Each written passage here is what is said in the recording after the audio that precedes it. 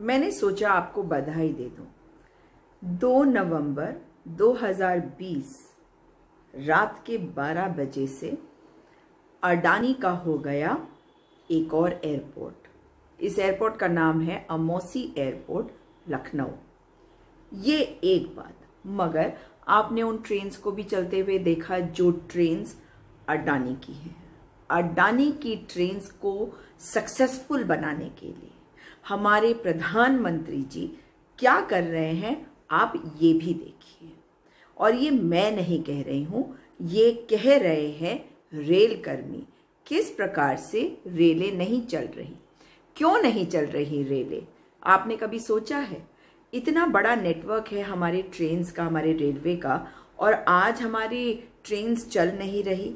तो उसके पीछे का कारण है कि अगर हमारी ट्रेन्स नहीं चलेंगी तभी तो लोग अडानी की ट्रेन्स के टिकट खरीदेंगे। मैं नहीं कह रही, सुनिए। पैसेंजर से, अपने प्रधान से, अपने सभासद से, अपने नेता से, अपने सभी लोगों से पूछने का काम करिए। एक सवाल है, आप कहते हो साहब कोरोना की वजह से गाड़ियां बंद हैं, आपने सारा ट्रांसपोर्ट सेक्टर खोल दिया। जितने भी देश के अंदर ट्रांसपोर्टेशन है, चाहे वो बस का ट्रांसपोर्ट हो, चाहे वो एयरवेज हो, चाहे वो निजी गाड़ियां हो, सबको आपने खोल दिया विदाउट किसी, फ्रीक्वेंटली आप आओ जाओ, कोई दिक्कत नहीं, उससे कोरोना नहीं फैल रहा। आप इंडियन रेलवे को कोरोना के नाम पे बंद किए हो। ऐसा नहीं, कोरोना के नाम पे नहीं बंद किए। ये उन 150 गाड़ियों का टाइम एडजस्ट करने के लिए, उनका अच्छा टाइम स्लॉट देने के लिए एक टाइम टेबल बना रहे हैं। IIT बॉम्बे को एक जिम्मेदारी दी गई है कि आप नया टाइम टेबल उन 150 गाड़ियों को ध्यान में रखते हुए बनाइए, और उन गाड़ियों को 200 किलोमीटर का सिग्नल क्लियर होना, लाइन क्लियर 200 किलोमीटर की होनी चाहिए। तो वो टाइम टेबल, चूंकि इंडियन रेलवे इतना बड़ा सिस्टम है, जब हम पहले टाइम टेबल बनाए तब 1 से 2 महीना लगता था, सिर्फ रिव्यू करते थे। आज हमें पूरा नया टाइम टेबल बनाना है तो वो काम 3 से 4 महीने का है। इन्होंने उस काम को जुलाई से शुरू किया है और ये दिसंबर तक खत्म कर लेंगे। दिसंबर तक आपकी कोई गाड़ियां नहीं चलेंगी। आप इस बात को समझिएगा, कोरोना की वजह से नहीं, कोरोना की वजह से तो मीडिया और टीवी में बताया जा रहा, लेकिन अंदर खानों में वो 150 गाड़ियां कैसे सक्सेस हो, कैसे उनको ज्यादा पैसेंजर मिले, कैसे प्राइवेट लोग फायदे में जाएं, उसका प्लान चल रहा है। हम लोग बेवकूफ नहीं है, हम रेलवे बोर्ड की हर एक चाल को जानते हैं। हम लोगों ने, हमारे महामंत्री जी ने आप सबके साथ मिलकर के निर्णय लेने का काम किया कि पूरे देश में 7,500 रेलवे स्टेशन है। कितने हैं?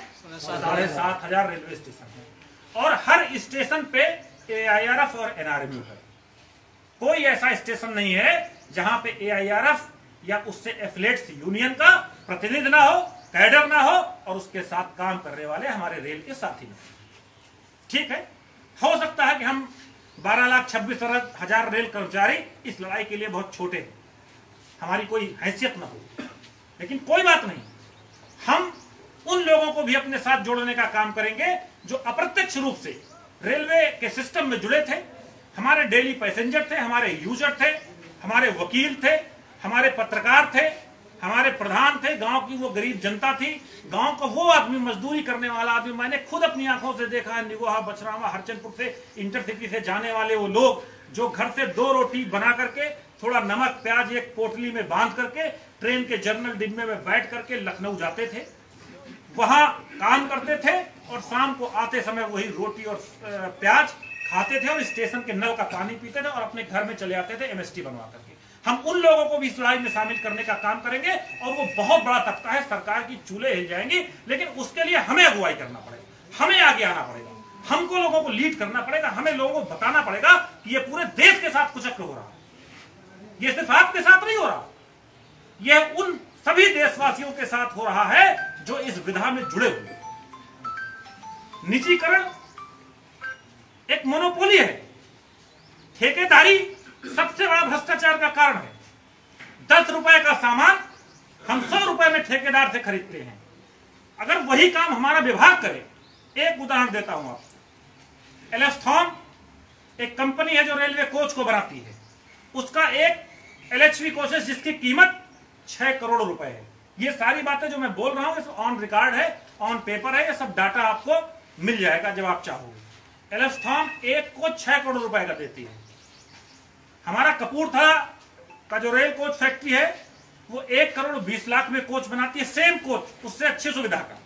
हमारी जो MCF है, मॉडर्न रेल कोच फैक्ट्री है, LHP का वही कोच जो 6 करोड़ का एलेस्थान बेचती है, उसको हम 90 लाख में बनाते हैं। बात समझिए आप हमारी, हम 90 लाख में अच्छा कोच बना के दे रहे हैं, पर हमारा प्रोडक्शन कम कर दिया गया। रेल कोच फैक्ट्री में पिछले फाइनेंशियल ईयर तक 2500 कोच बनाने का टारगेट था, अभी सिर्फ 1200 कोच बनाने का टारगेट है 1 अप्रैल से, और जिसमें से 500 कोच बन चुके। अब उन लोगों के पास काम ही नहीं है, ये सरकार की मोनोपोली है कि हम रेल कोच फैक्ट्री में कोच न बना करके एलेस्थान के कोच लेंगे। जो locomotive general electrical company 60 crore में बना करके दी, डुअल सिस्टम का इंजन, इलेक्ट्रिक से भी चलेगा, डीजल से भी चलेगा, 60 करोड़ में बना के दिया। हमारे चितरंजन के साथियों ने, चितरंजन लोकोमोटिव के साथियों ने उसी कोच को मात्र 6 करोड़ 40 लाख में बना के देने का काम किया। हम क्या क्यों नहीं काम लेना चाहते? अगर हमारी कार्य पद्धति में कहीं कमी है, हम कहीं अच्छे से काम नहीं कर पा रहे, तो आप मुझे ट्रेन करिए ना, आप मुझे ट्रेनिंग दीजिए। मोदी जी सिर्फ लाल किले से चिल्लाते हैं स्किल